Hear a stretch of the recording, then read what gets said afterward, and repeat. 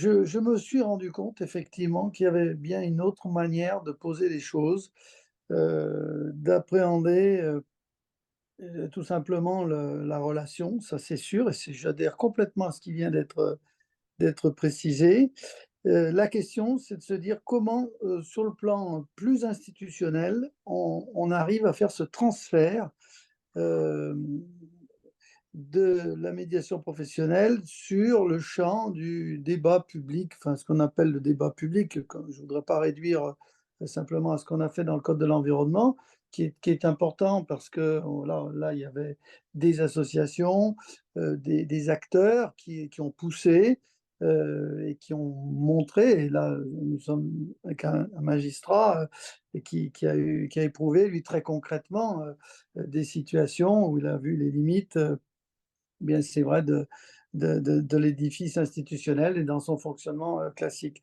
Donc nous avons, je crois, à prendre en considération et à décliner à tous les étages, de notre, administration ou du millefeuille français, des étages décisionnels, je crois, à nous inspirer, de ce qui permet, d'avoir, une expression et finalement permettre à tous les citoyens d'avoir accès, à la délibération, ce qui n'enlève rien d'ailleurs, aux élus, hein, puisque moi je crois beaucoup à la démocratie représentative parce que, qu'est-ce que la démocratie représentative? C'est en fait d'avoir des gens qui sont dédiés, enfin qui se dévouent ou qui, font le choix au quotidien, d'intervenir, sur les dossiers publics, dans le quotidien et alors que, en parallèle, on puisse faire vivre le débat et c'est nécessaire.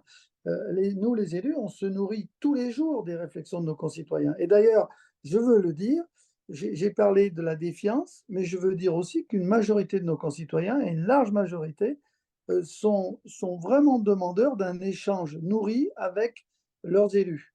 Donc je crois que l'élu d'ailleurs doit être formé en ce sens-là. Il faut que l'élu comprenne réellement qu'est-ce qu'il peut apporter dans la vie démocratique, au-delà d'être l'arbitre qui doit, par moment, par un vote, poser un acte, décider, trancher.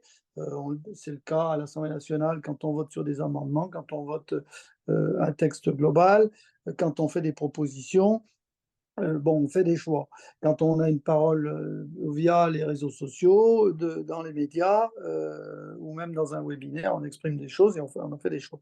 Mais au-delà de ça, il y a ce dialogue constant. Donc, il y a la posture aussi de l'élu. Donc là, je crois que c'est important.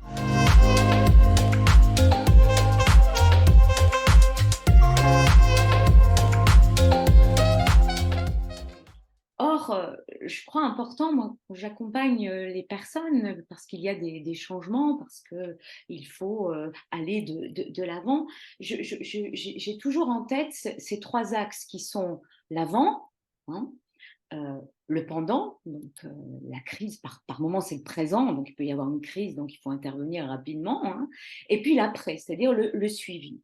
Et ce qui est important, c'est justement l'anticipation, cet avant. On n'est pas tout le temps, il y aura toujours des conflits, hein, ça on le sait, hein, donc c'est pas magique, hein, non plus, la formation. Il y aura toujours des conflits, mais ce que l'on peut faire, c'est qu'on peut acquérir ensemble, et c'est l'objectif de mon militantisme, en fait, c'est d'acquérir une culture commune. Parce que la qualité relationnelle, c'est vraiment, comme vous l'avez dit tous, ce changement de paradigme. Aux personnes, quand elles viennent en formation, je leur dis, bah, vous allez oublier tout ce que vous avez appris, tout ce que vous savez, hein. Peut-être que je vais vous apprendre le chinois. En tout cas, euh, quelque chose que vous n'imaginez pas. Mais comment on accueille le point de vue de l'autre, sa colère? Ça, on n'est pas forcément formé, on le voit bien. Il y a des maires qui jettent l'éponge, mais comme disait Emmanuel, et je le rejoins, il n'y a pas que des maires, il y a des équipes municipales qui jettent l'éponge. On ne s'entend plus, alors qu'on était d'accord sur un projet. Donc, c'est là où il faut cette réponse. Oui, il faut trouver des réponses, on les a, ces réponses. On leur donne les réponses. Encore faut-il trouver du temps. Et ça aussi, c'est important.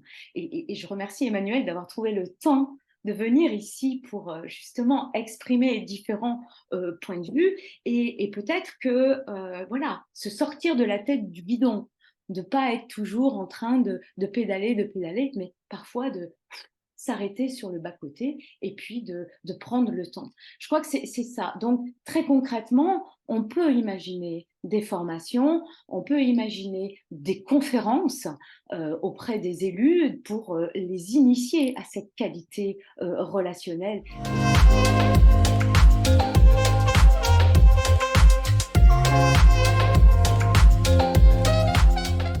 Oui, je pense qu'il va falloir ouvrir un nouveau droit, c'est le droit à la médiation. Il faut vraiment ouvrir ce droit. Lorsque vous êtes en difficulté avec l'administration, je parle évidemment pour la médiation administrative, mais ça va bien au-delà, mais je pense qu'en tout cas, lorsque vous êtes en litige avec l'administration, eh bien, vous avez un droit à ce qu'on désigne un médiateur et qui regarde votre conflit, votre litige, et qui convoque l'administration et qui essaye de trouver des solutions. Alors, monsieur le député, vous avez parlé du défenseur des droits, feu le médiateur de la République, je ne sais pas pourquoi d'ailleurs, hein, on l'a appelé le défenseur des droits parce qu'il ne fait tout sauf du droit, le défenseur des droits. C'était véritablement une institution qui aurait pu décliner l'ensemble de la médiation administrative. Ce changement inapproprié de termes conduit les gens à penser qu'ils ont des droits alors qu'ils n'en ont pas et que le défenseur des droits essaye d'arranger des situations qui justement sont à côté du droit. Je ferme cette parenthèse-là, mais voilà, c'est quelque chose de très important d'ouvrir le droit à la médiation. Alors je pense en particulier au référé médiation, c'est-à-dire lorsqu'on est en litige avec l'administration, au lieu d'attendre une décision du juge administratif, je parle en connaissance de cause, au bout de 3 ans, 4 ans, 5 ans, on pourrait demander en référé la désignation d'un médiateur qui se penche sur le conflit et qui propose une solution en 3 mois, 4 mois, 5 mois. Voilà, je crois qu'aujourd'hui, si on veut vraiment, c'est un des outils, je l'ai dit, la médiation dans la relance du dialogue public. Il y en a un autre au niveau institutionnel, c'est le référendum, hein, mais je le cite parce qu'il faut bien entendu le citer, puisqu'on n'aime pas les référendums en France à tort. Je pense là qu'il faut ouvrir le droit à la médiation. Dans notre administration, vous l'avez rappelé, monsieur le député, hyper centralisée, et c'est vrai que de jacobin, jeune jacobin, je suis devenu hyper girondin avec l'âge et avec l'expérience.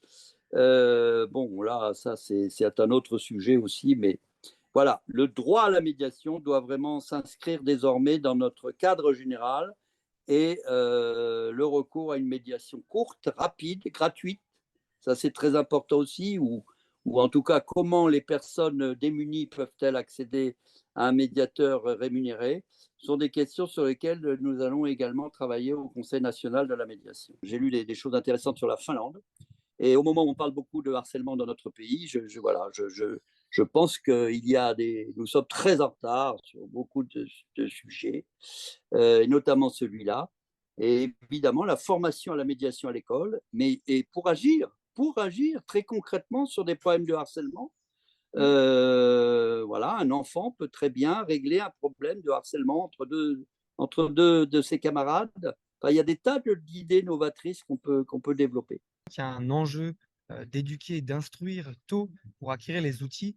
Les témoignages que je reçois de personnes avec qui j'ai pu échanger, qui ont suivi des formations en arrivant en milieu, fin de carrière professionnelle, constatant que la relation est un problème récurrent dans leur parcours et que ça crée des obstacles même pour mener à bien des projets d'entreprise ou de collectif.